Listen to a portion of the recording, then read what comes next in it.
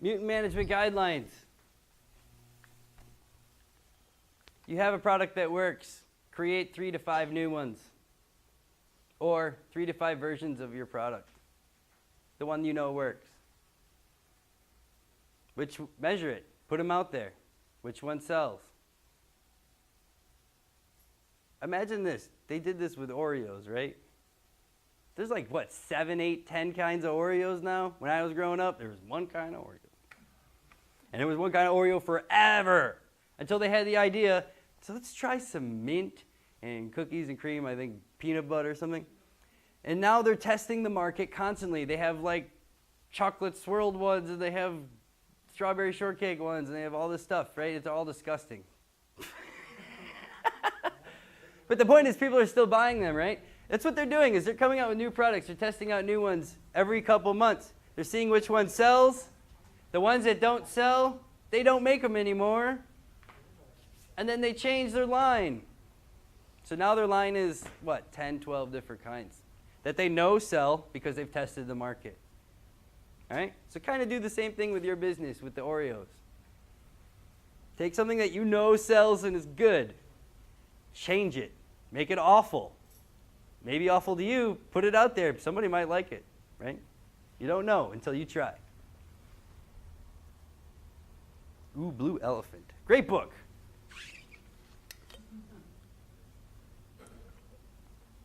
How to make great products that people want before they even know they want them.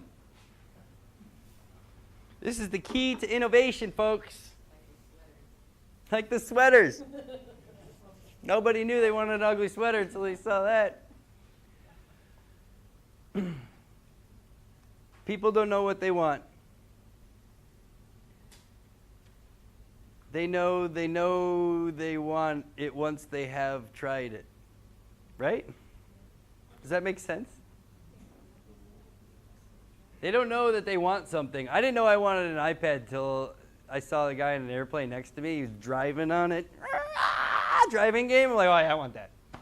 I definitely need that. Right? And then they know they want it once they've tried it. I saw the guy across the way. I was convinced I wanted one, and I didn't care how much it cost. I went out and bought one. I'm thankful that I did because it's very helpful. And I never play games on it. I bought it because I watched a guy tooling around on a game. I thought it was the coolest thing in the world. I don't know. I don't have time to play games. I don't have time for that. But I still bought the product. They got $850 out of me. Right? So, great book. And if you have an idea for a product, so for example, cover crop seed in Hawaii, something that's kind of new. At some point, guaranteed in Hawaii, there's going to be a point where every farmer in Hawaii is going to want to make a cover crop order. Okay? Are you getting in on the market during the introductory phases of that? Are you telling people that they need cover crops? Oh, by the way, I sell them too. Oh, this is why they're beneficial. Oh, you spend half the time on your farm pulling weeds? Oh, let me talk to you about that. They didn't know that these things existed. Once they know that if you put perennial peanut out, it fixes nitrogen, you don't have to do weeding anymore, just change their life. They're going to go out and do whatever they can to make sure that their property is plugged out with perennial peanut. Okay?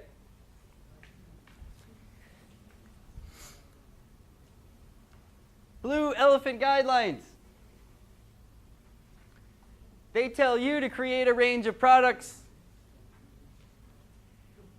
Test them with a wide range of potential customers. Okay? The example of the thing that holds up the sheets for my grandma's feet. Right? They tested that probably with hospitals. That's certainly a right market to test it with. Potential customers, people with disabilities, yada, yada, yada. Okay? Arthritic patients. Chances are, he probably sells a lot of products because he's going for the right range of potential customers. Identify your customers' mindsets. And then create a target optimized product based upon that. Everybody understand the flow here? Any questions? All these are great books. I just want you to go out and buy all of them and read them over the next year, because you will become marketing geniuses. Going back to here, I don't know why I went there. Let's keep moving. Shakeout. Let's talk about the shakeout. I mentioned that earlier. This is at the point where sales are significantly lower. Like I said, you start going into the point where everybody's seen your marketing plan.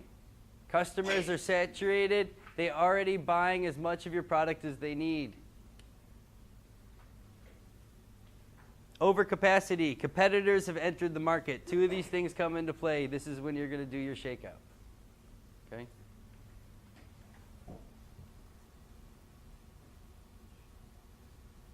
Customers are buying already as much as they need. That is quite common in Hawaii, right? If you grow lettuce and you have 5 customers at a restaurant, they're only going to buy so much lettuce because they have only so many tables.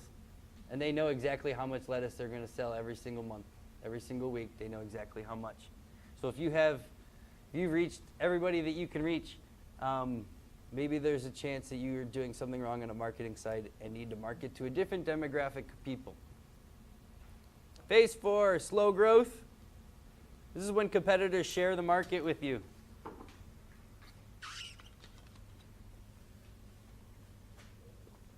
This is at the point where you're trying to win over customers because there's so many competitors out there. Basically what this is saying is giving your products for dirt cheap. Winning over customers, or providing the best damn service that money can buy. It's almost cheaper to give your stuff away at this phase. Strategy would certainly be to open up a new market, come up with a new product, come up with a new crop. Look, at this point, 6-7 years into your business, what are the 12 fruit trees that at this phase might be the potential money maker for the future? Okay. Lower your prices, like I said, and then innovate. Changing your approach, whether it be your marketing or your sales strategy. And then waiting for the inevitable, which is declining sales, which basically happens to all products. Like I said, all marketing strategies have a life. No one sticks with the same marketing strategy. I don't say no one, but word of mouth, pretty consistent. Hopefully you become big enough where you start doing some marketing. Strategies at this point, replace your product to invigorate your sales, completely changing your products. The bottom line is marketing strategies, they must fit the stage of your business. Your marketing strategy will be completely different phase 1 versus phase 2, 3, 4, 5. So, in your marketing plan, you're going to write, what would your marketing scheme be during this phase of your marketing plan? This one. Talk about a shakeout at that point. What would you do for a shakeout? If the shakeout doesn't work, what would you do during this phase? And then into 5. What would be your approach here? Some people just might scrap the business. Who knows? Remember, this isn't sales and anything else. This isn't production or anything else. This is strictly marketing plan.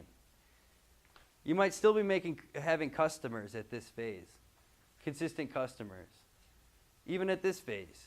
But at some point, people get bored with your marketing plan. Redo it.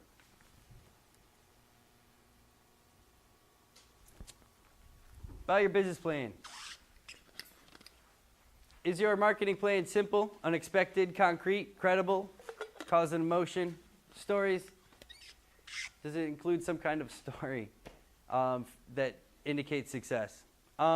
Test your business. The name of your business. That's super important, right, folks? That's marketing. It's nothing else. The name of your business is a marketing scheme. What is the name of your business? What does it mean to you? Depends on what kind of market you're trying to go for. A friend of mine's doing coffee, sending coffee to Chicago to roast it. And for 3 years, I forgot the name of it. It was a Hawaiian name that they sent. It was the name of the coffee. And they sent it over to be brewed to this one coffee house that does their own roasting. And then they feature it. Well, they weren't selling it very well, and they were about ready to scrap it. And a friend of mine decided to change the name of the coffee to something a little more mainlandy, right? It was just Hawaiian blend or whatever that he changed it to. And then instantly it sold like crazy. Kona something. Sold like crazy after that, and he's just consistently now selling it to 4 other roasters in Chicago. And he knows that as cool as he thought that the name would be, and it had a lot of significance here, and he had a lot of success with it here. As soon as they sent it to the mainland, it had absolutely no success. So the name, what kind of market is he going for, right? He changed his market. He changed from Hawaiian market to an export market. He needed to change with that as well. And he wouldn't know unless the coffee house itself had actually asked questions to the customers per his request. You know, they had tastings. People would go out and have tastings. Oh, that's delicious. And they'd be like, why didn't you buy that? Well, I didn't understand the name. So they just didn't order. So, name, logo, maybe a tagline. Moving at the speed of business. Oh, remember I brought up, did I bring up airplane crashes and FedEx? I think the day after I mentioned that, a UPS plane went down. Sorry about that, guys. But it was UPS, it wasn't FedEx, right? They didn't have safety in their mission statement. That's a bad joke. Right? Poor guys died, right? All right, so styles of marketing. Ooh, I love this section. Talking about, that arrow's the wrong direction. The goal is to increase sales. Why did that happen? Go this way, guys. We're trying to go up. All right, let's talk about styles of marketing, right? These are different plans that you can go about. You can have conventional methods, which would be big budget, spend a bunch of money. It's expected. These are what the typical routes that people would go through to do marketing: radio, television, newspaper, press releases, maximum results with maximum resources. Then there's guerrilla marketing. Ooh, my favorite. This only costs time and energy. Each marketing plan is unique to the point where marketing plans can be scary. They can get into your life without you seeing them. That's guerrilla marketing. If you've been marketed to and you know about a product but you didn't even see it coming, that's guerrilla marketing. It usually has some sort of imagination involved in it. Innovative. I should have innovative on there as well. Engaging. It's sometimes interactive. Guerrilla marketing can be someplace within people's lives. There's people that do marketing in Chicago on street corners, wearing stupid outfits, doing stupid things, having a dance show. This is the things that they do for marketing, right? Here's an example. A friend of mine owns a boutique called Spare Parts on Broadway Avenue in Chicago. And this is Broadway Avenue where the Gay Pride Parade comes through. And if you know anything about north side of Chicago, it's probably one of the largest gay communities. It is a massive 3-day event. These parades are huge, and they come through right in front of her store. Well, year after year, she would set up all this marketing and try to get people into the store, but even with thousands of people passing in front of her store, people weren't coming in. They were going to the Pride parades. They were going there to get drunk and have fun. She contacted a local dance company and decided to stage a, what are those things called? Flash dance. Stage a flash dance, right? Right outside of her store, right in front of her store, with 50 participants in a group of about 1,000 people. Between floats, timed it perfectly. She had PA system on the top of her deck right outside the store. Music was coming from her store. People are dancing. All of a sudden, people are going nuts. It's the coolest thing in the whole world. All of a sudden, before she knew it, she had 1,000 people standing outside her store. They all started flooding in after that moment. That's guerrilla marketing. What did it cost her? Nothing. She called the dance company. They said, flash dance? I'm in. I'll do that. Whatever the heck it's called. I'll do that. Yeah. So they were ready. They were willing. They wanted to do it. It was something they were excited about. It cost her absolutely nothing. And that day she did as much sales as she does in a month. So every time that the Gay Pride Parade comes around, she has a new guerrilla marketing scheme that she uses. Okay? So it's engaging. It's interactive. It's unexpected. Generates buzz. It's viral. And uses minimum resources, usually money. Can you bring people even to your major geographic area? That's enough to do some marketing at that point. Okay? Strategies. Using the make the stick method, the purple cow method. Blue ocean. I don't think that's supposed to be blue ocean. That's elephant. Oh, okay. Blue elephant. Blue ocean. Oh, that's another book I touched on. I didn't think I put it in this presentation. Customer relation management, mutant management, etc. All the things we just talked about are certainly strategies in your marketing, your style of marketing. Okay? Look into guerrilla marketing via this book. I love this book. J. Conrad Levinson. Ease and inexpense strategies for making big profits for your small business. This is how to get the ideas of your business out there for dirt cheap, for nothing, and getting the most eyes and ears on your product. He talks about various weapons to use. Also creating a marketing calendar. Please pay attention. Put a marketing calendar in your business plan. Marketing calendar is really simple. They don't give me any markers. Over there. All right.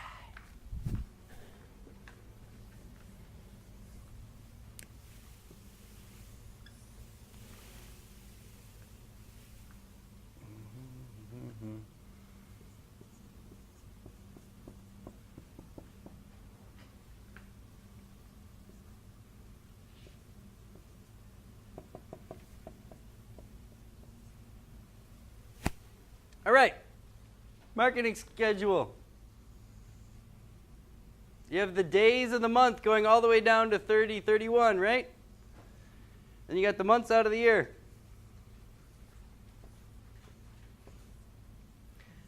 Make a box. This is the first day, the first month. This is your calendar. Right in here, what are you going to do for marketing today? On the first day of every month, I'm going to send out the newsletter stuff to the people for the newsletter thing. I know that on the end of the month, people have more money because a lot of people get paid at the end of the month. So I might, with my jewelry business, only market on the 30th or on the 25th and 26th, 27th. Okay. Also have multiple marketing attacks, right? 3 to 5 different marketing attacks. Have those in there at least some point, if not every month, but somewhere on the calendar. You may know that radio spots don't work in the summer because people don't listen to the radio in the summer. People don't watch TV in August. Plain and simple. That's why every television station is doing reruns in August. Because people don't watch TV in August. They just don't. I don't know why. Maybe you can correspond with that. Okay? So, have a schedule. I want to see in your marketing plan a marketing calendar. How are you going to, and it'll be real easy for you because you will have already written in your marketing plan your 5 different approaches.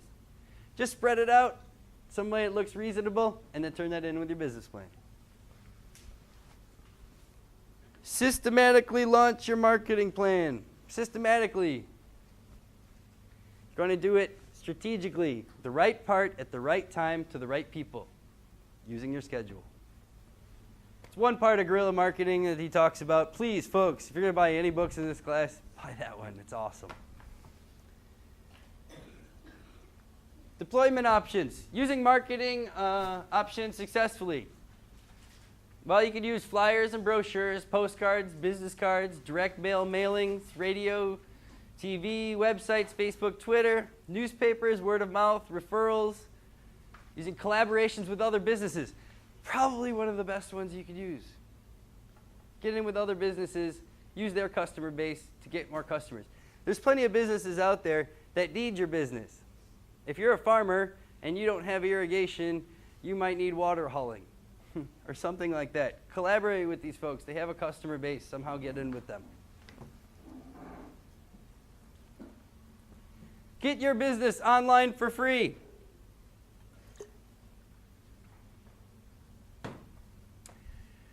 %68% of small businesses in Hawaii do not have a website. Good, because websites are dead. Websites are a waste of money. You can get everything you need to do through social media, get it on the internet, and have it searchable in the same way than if you drop thousands of dollars. Now, 5-10 years ago, it was $10,000, $12,000 to get a website. Now, they're $500 at the most for a really nice one, okay? So if you feel you need one, go get one, because you'll be ahead of 68% of the small businesses in Hawaii. People my age and younger, if I need anything, I Google it first. I do. I don't know what it is. I go look for it and find out the best deal. I get on the internet. It's the first route for me to purchase any products for the most part is the internet. If nothing else, is do research on it. So, 68% of businesses in Hawaii aren't hitting my demographic. Get on it. 97% of internet users look online for local products and services. Right? And how many times do you look and there's nothing there? Question. How do you get on Google? On Google's hit list? Like how you just said. Well, you could pay for that. To Google and like other representatives. There's other ways to do that. If you could do it yourself. It's all about hits and how much traffic that goes in and out of your website. So you can actually set up programs to constantly hit your website all day, every day, and then go to the top of the Google list. It costs money or time to do that. Chances are, if you have a unique product in Hawaii, you don't need to do that, because if you're doing wholesale cocoa powder and somebody Googles wholesale cocoa powder Hawaii, you better be the first one that comes up, because you have a unique idea and it's the first thing that gets hit. Okay? So Larry Zerwanka, does everybody know who that is? He's a guru of business. He's freaking amazing. I just had a meeting with him yesterday. He's helping me out with this class. He's doing a lecture with this class on social media and business innovation, and he's a publisher. He owns a media company. Just a truly amazing guy who has the ability to talk you into anything. You ever seen anybody like that? Could sell, ice to an Eskimo. Fantastic like that, okay? So his examples include getting on Twitter every single day, putting up posts, getting on social media, figuring out, as far as the industry goes, what is the standard for online usage for your industry. Some industries are government-based or go that route, and they may be more Bing-oriented in their search engines versus Google versus something else, which should be more of small business or whatever. So understanding how you're going to behave on the internet. Look up any one of Larry's books. He has this book right here is just an inspirational book. Never pass up an opportunity. It's a little short pamphlet, and it's really inspirational. You'll notice that you get into situations where you just get into situations, and now you're more likely to ask yourself, is it an opportunity? Instead of just going throughout your daily business, you actually stop and look around and you say, is this action that I'm taking an opportunity for my business? If you go to a party, there's people around. Do you see that as a party and a time to let loose and have a couple drinks, or do you see that as a potential to get 10 more customers? So, perception and never passing up an opportunity. Target market. Focus and flourish by gaining a tiny slice of the market. Don't go for the whole thing. Try to become, like I said, own 10% of the onion producing market in Hawaii. If you did that, you'd make a pretty penny. You don't need to do the whole thing. Try to find your niche within the market. Define your target market. Age group, sex, income, and location. Once you've defined them, put that in your business plan. Describe what you would like, who would be the perfect individual for you to describe as your customer. If you're doing certain types of products, certainly this will come into play. Certainly this as well. Income. If you're selling the most expensive cone of coffee on the rack, you're certainly shooting for a higher income than the average person.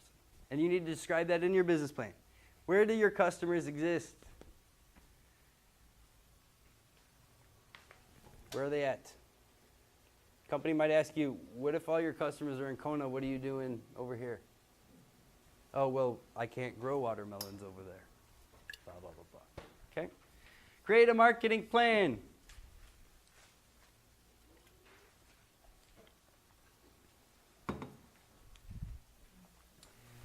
Brand most competitive edge. What do you do best? What do you stand for? Converting that to your message.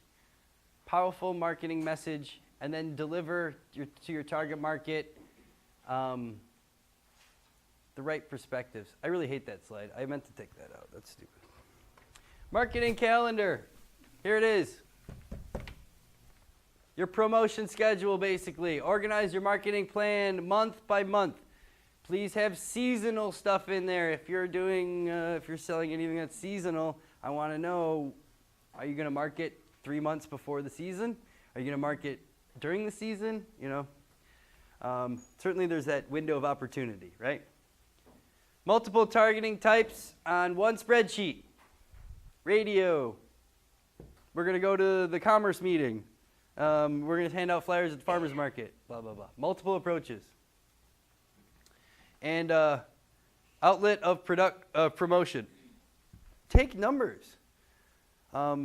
See if your promotion ideas work, and then kind of change them based upon how they affect your market, or if you're actually increasing sales. If it's not increasing sales, then change your marketing plan. Marketing calendar, promotion schedule. We did that. Blah. Design your for your own needs. This is your marketing plan, guys. Design your marketing plan for your own needs. Start simple. Start small. You might be able to succeed on Facebook and Twitter alone. You won't know unless you try there first, because it's free. Learn by doing. Understand your market. I like this one. Get a job first. If you want to be a farmer and you've never really farmed, go be a farm manager for 2 or 3 years. Then tell me you want to be a farmer. If you don't have it, don't do it, right? Learn by doing, understand your market, but more importantly, get into if you have no experience in the nursery industry, you're not going to want to build a nursery and then exist in the nursery industry without having some experience going out into the market and working as a nursery manager. Okay?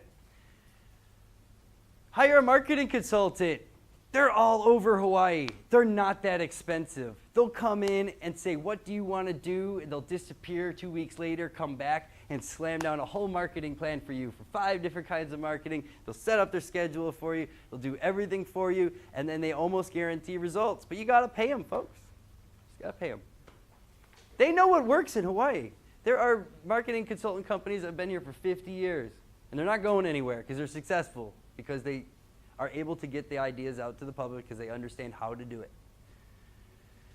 Hire an experienced marketing manager in your field.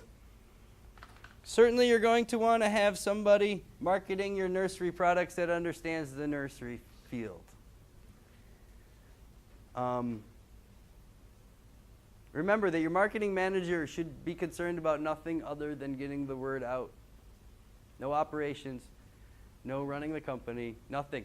They're out there making promises all over the place. They just need to know what limit to their promises, right? Based upon the financial side and the operations side. Collaborate with other companies. I already touched on that. Let's talk about your marketing team. Remember, these could be the same person, but these are different hats that each person is wearing. These are going to be the roles in which each one, I guess, in each one of these roles, I want to